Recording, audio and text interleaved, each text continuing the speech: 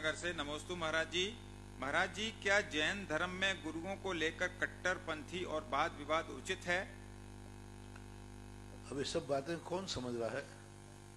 जैन धर्म में कट्टरपंथी आदि में कौन है? शिथिलाचारी गुणों आप लोग ऐसे प्रश्न करते हो, इसमें कोई भी, हाँ साधुओं के संबंध में करते हैं, लेकिन ये करो ना, गुण और अवगुणी में विवाद होना सरल ठीक है कि नहीं? अब कोई व्यक्ति अवगुणी की बराबरी गुणवान से करे तो इसे शिथिलाचार और निर्दोष शरिया का वर्णन करो ना। अब सामान्य क्या मुनियों को लेकर विवाद करना ठीक है? अरे हम तुमसे कहते हैं कि तुम्हारी मम्मी को लेकर के दो भाइयों में विवाद होना ठीक है? तो बाप को लेकर के विवाद करना ठीक है क्या?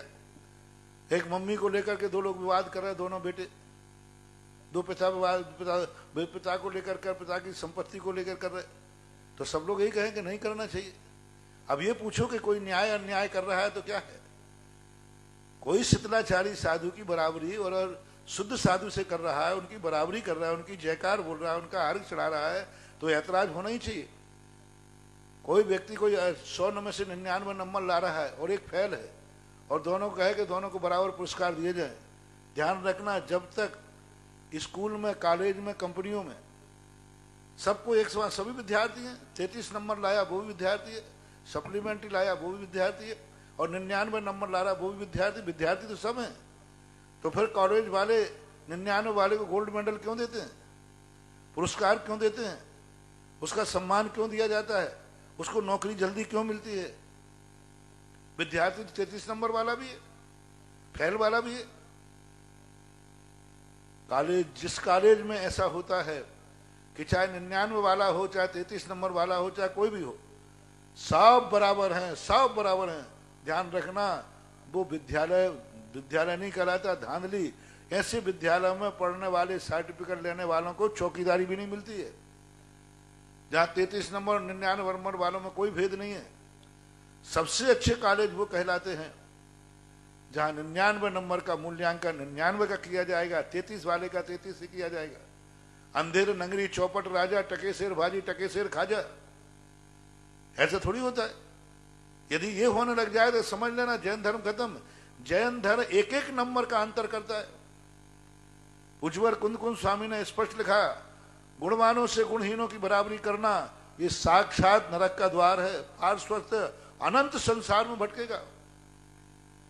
जो एक अच्छे साधु की साधना करने वाले भ्रष्ट शिथिलाचार साधु की बराबरी करता है, उनके बराबरी पर फोटो लगाता है, उनकी बराबरी पे अर्घ चढ़ाता है, उनकी बराबरी पे जयकार बोलता है, ध्यान रखना उसकी दुर्गति निश्चित है। बहुत बड़ी निंदा की इसमें। सारी जिंदगी भर का पुण्य जो है क्षय को प्राप्त हो जाएगा। ये भेद तो करना ही पड़ेगा। एक एक नंबर का भेद करो। जो साधु जिनकी साधना पवित्र है, जिनकी चर्या पवित्र है, उनको उसका स्थान मिलना चाहिए। और जो साधना के भ्रष्ट हैं, पतित हैं, उनको उस बराबरी पर बैठालना ये समाज के लिए कलंक है, धर्म के लिए कलंक है। धर्म ऐसे समन्वय की बात नहीं करता। ऐसे प्रश्न करने से कोई समाधान मिलने वाला नहीं है। साधु तो सब बराबर हैं। अरे साधु बराबर है, मैं पूछ रहा हूं 33 नंबर और 99 नंबर भी बराबर हैं क्या? ये भी तो इसका जवाब दो मुझे कि एक 33 नंबर और एक 99 नंबर कॉलेज में लाया, क्या दोनों को बराबर दृष्टि से देखा जाएगा? क्या पुरस्कार दिया जाएगा, सर्टिफिकेट दिया जाएगा? और जब नौकरी पे कोई ढूंढने आएगा तो 99 नंबर वाले को देगा कि 33 नंबर वालों को? आज समाज में ऐसे प्रश्न करने वाले लोग ही समाज में अराजकता फैला रहे, इसलिए शिथिलाचार बढ़ रहा है। जिस दिन 33 नंबर और 99 नंबर वाले को एक मानोगे, ध्यान रखना सारे साधु 33 नंबर पे आ जाएंगे। और जब तक तुम भेद कर रहे हो कि नहीं 99 वाले का पुरस्कार 99 वाले के समान होगा, तो वो 33 नंबर एक दिन 99 लाने का भाव करेगा। शिथिलाचारी भ्रष्ट साधुओं को यदि अच्छे साधुओं के बराबर का सम्मान मिलेगा, अच्छे साधुओं के बराबर पर उनके अर्घ पूजा पाठ होगा, अच्छे साधुओं के बराबर उनका फोटो लगाया जाएगा, तो ध्यान रखना सिद्धमन संस्कृति में शिथिलाचार बढ़ेगा, भ्रष्टाचार बढ़ेगा। फिर तुम्हें अच्छे साधु देखने को दर्शन भी नहीं मिलेंगे। और यदि समाज कहती है जो अच्छा साधु है उसका उतना सम्मान मिलेगा, उसको उतना उच्च स्थान मिलेगा, उसको उतनी बराबर उतना लिया जाएगा। तो ध्यान रखना, जो शिथिलाचारी हैं, जो भ्रष्ट हैं, वे सुधरने का प्रयास करेंगे। वो क्या कहेंगे कि यदि समाज में सम्मान चाहिए है तो हमें आचार विचार सुधारना पड़ेंगे, आचरण सुधारना पड़ेगा। समाज में यदि उच्च स्थान चाहिए है, समाज में यदि जयकारा बुलवाना है तो हमें करना पड़ेगा। हर व्यक्ति यही कह रहा है कि टके सब साधु बराबर है। ये मूर्खों का प्रश्न है, ये श्रवण संत में कलंक करने वालों का प्रश्न है, ये समाज को डुबोने वालों का प्रश्न है।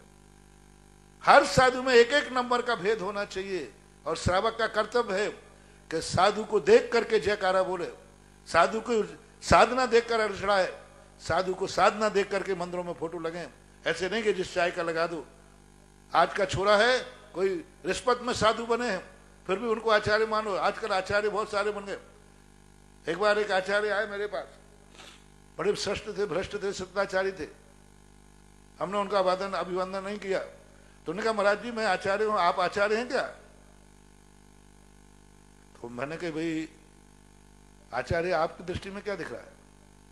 बोले महाराज आप तो मेरे से बड़े आचार्य, तभी तो वंदना नहीं की। पर यहां कहीं लिखा नहीं है। हमने वो कमेटी वालों को पेंटर नहीं मिला होगा,